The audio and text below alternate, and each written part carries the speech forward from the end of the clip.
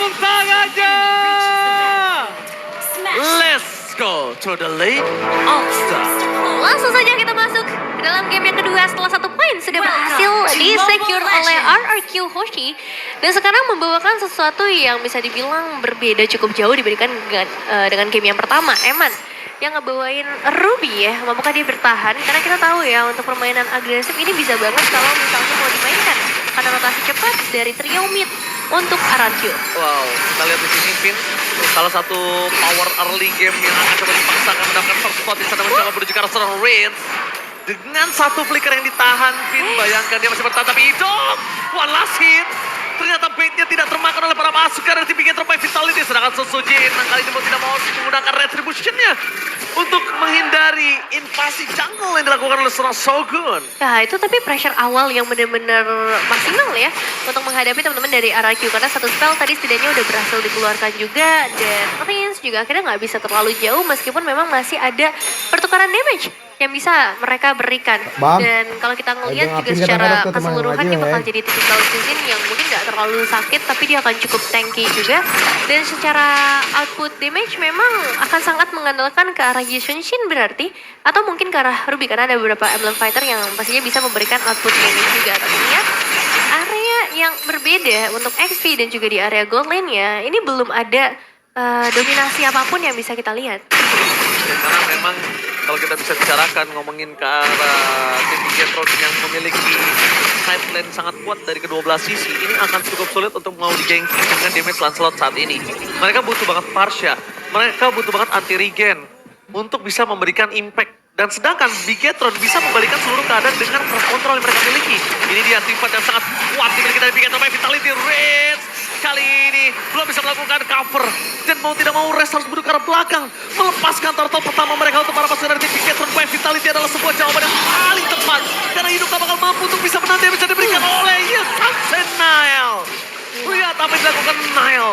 Dan kalau satu snowballing yang dilakukan Nile tidak dihentikan oleh para pasukan dari tim RRQ, mungkin game ketiga bisa menjadi sebuah jawaban. Ya, tapi ini setup turtle yang emang cukup nyaman ya buat Big Etron. Mereka bawa typical hero yang emang tiga-tiganya tuh sering banget dipakai menjadi pelaku untuk zone out. Dan kalau kita ngelihat juga dengan satu pemain yang tadi tertinggal, ya poin eliminasi jelas bisa disecure oleh Big Etron. Pertanyaannya dari RRQ, gimana caranya untuk mereka melakukan pertukaran dalam posisi seperti ini, Bro? Dalam keadaan kalah ya udah pasti nungguin dulu buat toynya ya. Karena power spike mereka akan ada di mid game nanti. Harit, Lancelot. Ini udah punya item bakal powerful banget soalnya dua-duanya. Oke, tapi lihat. Ngomongin ke arah Lancelot yang struggle seperti Nile di game sebelumnya, ini menandakan memang cukup sulit untuk bisa bergerak dalam kondisi saat ini. Para pasukan dari tim RRQ mereka dipaksa ditelan Resya karena Resya udah nggak berdaya di atas Shogun.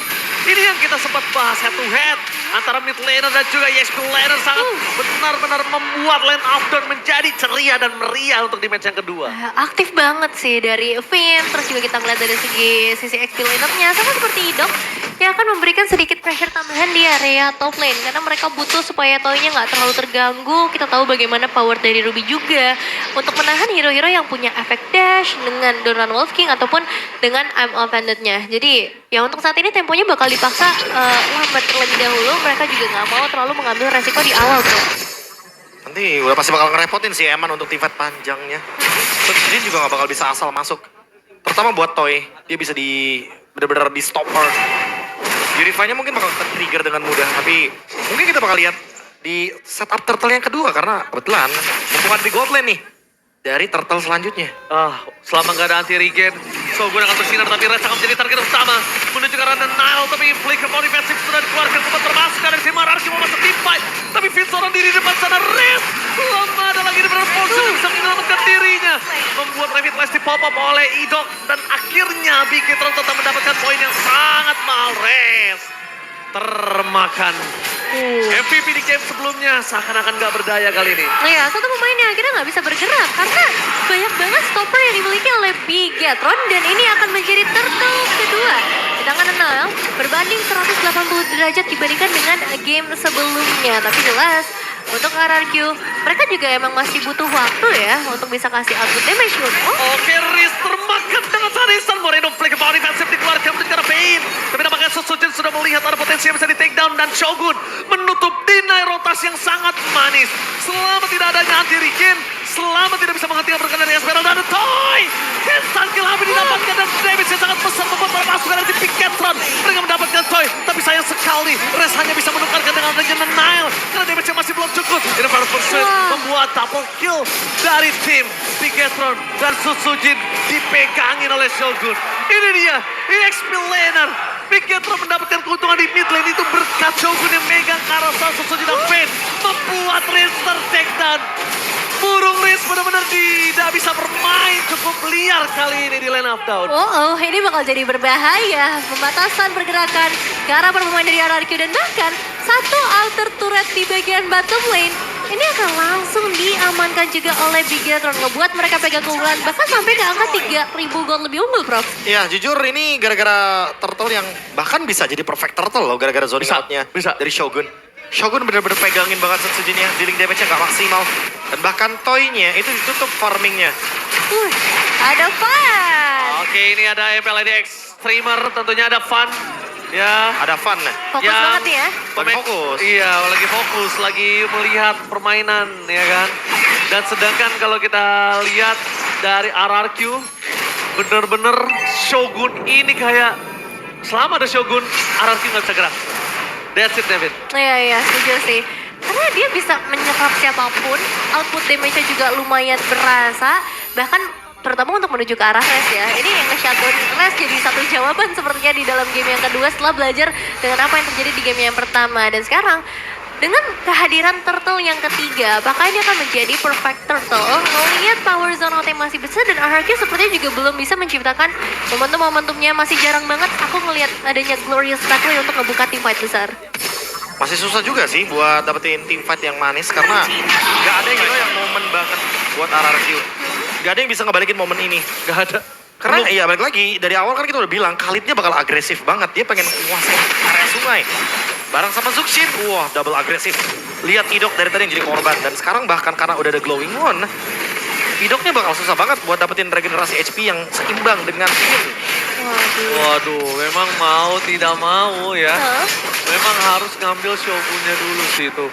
Iya ya. Mau nggak mau. Tapi lihat Reggie Storm telah dikeluarkan menuju ke arah Toy. Tidak mau terlalu terburu-buru dengan anak zaman. Force membuat para pasukan dari tim RRQ. Mereka sampai ditemenin ngejungle-nya, lihat. Sedangkan Nile bebas seorang diri. Bebas mau kemana aja, suka-suka Nile. Iya, dia bisa traveling ya kemana aja tanpa adanya gangguan sama sekali, nggak ada yang nyariin juga. Karena cukup nyaman buat 4 pemain Bigetron lainnya. Mereka masih bisa pegangin untuk lane atas ataupun di bagian mid lane yang belum tersentuh sama sekali juga. Dan di sini dari Idok, dia jadi punya banyak banget job desk. Mau buka inisiasi agak susah karena dia juga harus nampung damage-nya. Apakah cukup damage yang menuju ke arah Eman dengan sangat force dikeluarkan dengan PNS Tag dan Flicker bahkan dikeluarkan Eman still survive. Lihat di belakang sana, Finn termakan oleh permasukan dari tim RRQ. Riz menjadi pertukaran mereka yang sangat mahal. Tapi Toy gak ada jalan untuk pulang selain mundur ke arah belakang karena Shogun terlalu kuat. Nile is coming. Memporak-porandakan para pasukan dari tim RRQ dan bahkan Eman. Kali ini masih bertahan. Moreno tidak bisa ditumpahkan. Sosojin masih bertahan dengan pancarnya. Tapi di sana tidak ada jalan lagi. Selain pulang hanya dengan nyawa. 4 pemain yang berhasil di takedown. Memang diawali dengan hilangnya satu pemain dari Bigetron. Tapi setelahnya tim fight jangka panjang, tarik ulur. Dan HP bar yang begitu tebal menjadi masalah sepertinya. Tapi lihat di area mid lane pun. Shogun, jangan coba dipasang, dikas begitu aja oleh seorang Finn. Sangat pos telah dikeluarkan. Udah lumayan sakit. Tapi kalau melihat adanya Eman di tengah jalan, kayaknya mereka harus mengurungkan niat untuk maju lebih dalam lagi. Itu dia, Nile is coming. Ketika Nile datang, siapapun akan diporak-porandakan. Betapa keuntungan dari tim Bigetron dipegang dan tidak ada nafas untuk RRQ saat ini. Oke, quote on quote dari Koet ya tadi ya. Jangan sampai dengan keunggulan sejauh ini Bigetron melakukan kesalahan. Mereka harus tetap fokus, tetap objektif. Dan Shogun yang sekarang screening masih belum bisa ditumbangkan karena emang masih butuh damage lebih banyak lagi. 2 game. EXP Laner dua-duanya bersinar dan Shogun membuat RRQ gak bisa farming sama sekali. Berkat Shogun ini lihat 7.000 gold didapatkan Bigetron by Vitality, Nevin. Iya ya, jauh banget sih untuk game gold yang udah mereka pegang. Satu buah Dominus Ice memang sekarang udah ada di tangan dari Idok. Tapi Glorious Glorious Pathway, Pathway, target mereka karena Moreno yang sangat mudah untuk bisa menghindari tapi membalikan kembali keadaan Res menjadi target utama mereka. Melepaskan Res adalah sebuah jawaban yang sangat baik karena satu-satunya yang bisa ditinggalkan adalah Res. Kalau Resnya tadi nggak berbalik badan mungkin poin kill lebih dari satu akan didapatkan. ya ini puter balik sih dari RRQ ya. Mereka udah nggak bisa keluar untuk membuka inisiasi. Bermain dengan lebih defensif lagi dengan satu inner turret yang berhasil ditumbangkan. Dan Lord yang juga masih dalam perjalanan di bagian bottom lane. Akankah ada inisiasi lanjutan lagi? Karena ada Emo Venet loh, inget yang bisa dibuka. Kalau misalnya ada yang sedikit offset di bagian depan. Kalau kata Eman, kalau tadi lo ngeluarin gue dari zona nyaman gantian. Gue tarik lo keluar dari base. Lihat kali ini Eman standby di depan sana. Damage dari turret akan coba membantu Eman dan apa-apa pasukan yang tim RRQ. Mereka kehilangan Sucin. Shutdown memang terjadi tapi Reflex everybody bakal coba dibalikin kembali. Keadaan di depan Shogun tidak terhentikan.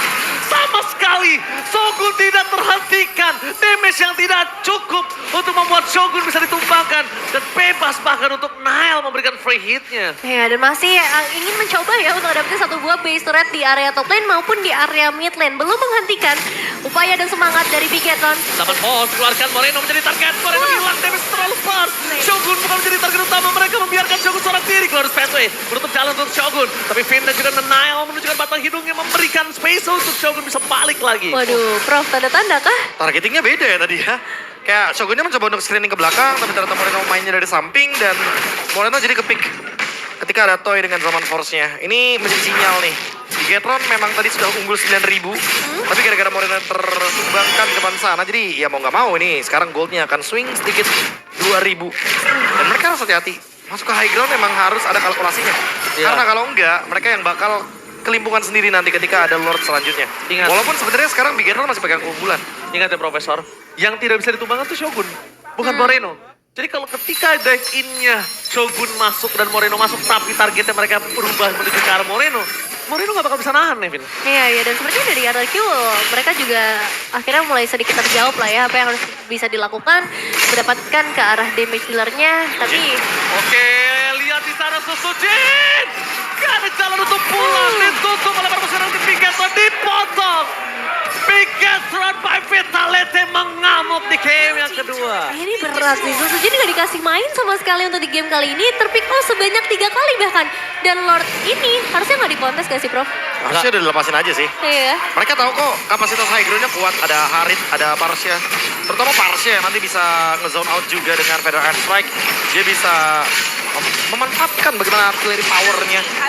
Tinggal gimana caranya aja nih untuk Bigetron yang masuk ke high ground. Aku malah lebih memperhatikan Bigetron yang harus lebih presisi untuk 3-wave push-nya. Jangan sampai mereka menyia-nyiakan Lord ini karena yang ditakutkan adalah nanti ketika sudah mulai masuk late game, Eman itu power spike-nya berbeda dengan Marksman loh. Iya sih, ini yang jadi satu pembeda juga ya. Bukan seperti Harit misalnya yang bakal punya damage yang masif. Tapi Eman yang justru harus memperhitungkan momentum-momentum yang bisa diciptakan juga sebagai seorang Ruby. Dan untuk saat ini pressure-nya tetap akan ditekan terus sama Bigetron. Mereka udah ngebawa Awakening dari 3 arah yang berbeda dan Lord pun sedang dalam perjalanan di area tengah. Ngebuat dari RRQ ini satu kesempatan yang sangat penting. Jangan sampai ada mistake yang ngebuat mereka harus mengalami kekalahan. Oke, mereka langsung berhadapan dengan adanya Lord di depan base turret mereka di arah tengah. 3 lane mendorong secara bersamaan. Membuat para pasukan dari tim Bigetron by Vitality akan langsung melakukan grogotin seluruh base turret mereka. Langsung dapetin mid dan juga bottom lane. Itu menjadi target utama mereka. Diangkat begitu saja Rest dengan adanya satu Fed Restek. Mencoba untuk mengusir mundur. Susujin tidak mau terlalu terburu-buru karena dia tahu tidak akan kuat masuk lebih dalam. Langsung ada Coastal Gaming. Mereka masih cukup untuk bisa bertahan dengan Lord yang sudah ditumbangkan. Tapi dengan satu wave terakhir apakah bakal coba dipaksa kembali. Bigetron harus sabar. Bigetron gak boleh memaksakan. Kalau Bigetron memaksakan keadaan, ini bisa dibalikin keadaannya oleh RRQ. Ya, hal yang sama dari RRQ pun yang juga harus sabar. Mereka masih punya defensive high ground yang cukup tinggi. Dan mereka masih punya output damage yang bisa ngebalikin keadaan. Raging Festron! Karena Toy menjadi target utama dengan ada Zaman Pun masih bisa menghindar dan Eman tertangkap di depan sana bersama dengan seorang Finn. Gak jalan untuk pulang, double kill didapatkan. 30 detik. Ini dia yang baru kita tadi sampaikan. Waduh. Mereka harus sabar. mereka harus sabar dan mereka tidak kenal sabar nampaknya. Ini dia yang kita bahas, kesabaran. Ya kan cukup berbahaya kalau misalnya terlepas. Karena dengan satu momen tadi aja kehilangan 2 pemain. Berarti dari RRQ bisa langsung ngedapetin outer turret di area mid lane, Prof. Wah, keuntungan mulai berbalik ya. Karena balik lagi dengan keuntungan tadi di area Lord. Mereka unggul lagi 9.000, sekarang 7.000 lagi. 2.000 gold swing. Betul-betul menjadi sebuah Nael standar. udah ngedes. Langsung ada sahabat force menuju ke arah Shogun. Ini berbahaya sekali tadi kalau Nael ngedes dan bahkan lihat retributionnya nggak berhasil mendapatkan particle buff. Berhasil nggak sih? Enggak kan? Ya. Oh dapat. Masih dapat. Masih dapat. Dan Satu sekarang buff emang balik lagi ya. Toy udah punya damage, dia udah punya Holy Crystal. Dan Rest dia punya Winter Crown. Jadi Bigetron harus hati-hati ketika ingin mencoba untuk melakukan pick. Mereka bisa makan depan dulu kok, mereka bisa makan idok dulu kok. Gak harus langsung engage ke belakang. Iya. Kecuali kalau emang mereka mau tutup ultimate-nya Rins. Menurutku di sini Bigetron betul-betul harus presisi. Tidak boleh terlalu terburu-buru, tapi gak boleh terlalu lama juga. Shogun masuk terlalu dalam, gak boleh terlalu dalam. Ingat Shogun dia nggak sekuat sebelumnya. Udah mulai turun powernya Profesor. Ya, tapi kalau misalkan nanti ada item seperti Immortality atau Winter, dia sebenarnya masih bisa dive seperti tadi. Iya. Cuma harus diingatkan sekali lagi, RRQ masih kurang juga nih dari segi item life bane-nya. Cuma ada di Rest dengan Dominance Ice dan juga dari Rins Glowing One. Iya. Idok punya sih, Idok. Idok punya, tapi kayak Idok dari tadi kan gak ketemu sama Moreno. Iya sih. Iya sih, itu yang menjadi pembeda juga ya. Ngebut dari RQ kayaknya susah banget untuk ngedapetin tipikal fighter-fighter yang dibawakan. Banyak banget fighter yang memang dimainkan. Dan sekarang fokus karya Lordnya Glory Statue. Oke, target mereka menuju ke arah Eman. Lihat Shogun di arah belakang dibiarkan seorang dihilang. Seorang Idok menjadi tanggung utama dan Idok termakan. Tapi sama Fursan terlalu kuat membuat Eman tertinggal bersama dengan seorang Pin. Damage yang tidak bisa dibendung karena seorang Bigetron membuat parusukan RRQ. Mereka membalikkan keadaan dengan 3 power hilang. Shogun memang menangkap Prince. Nile is comeback. Tapi jangan lupakan, masih ada Toy bersama dengan Suzuki di depan sana. Mencoba untuk bertahan, membalikkan kembali keadaan. Dan bahkan Nile dengan Saman Force yang mencoba dihindari one by one situation. Nile berhasil memenangkan one by one situation dan Toy gak bisa menyelamatkan base mereka. Bigetron memaksa RRQ ke game yang ketiga.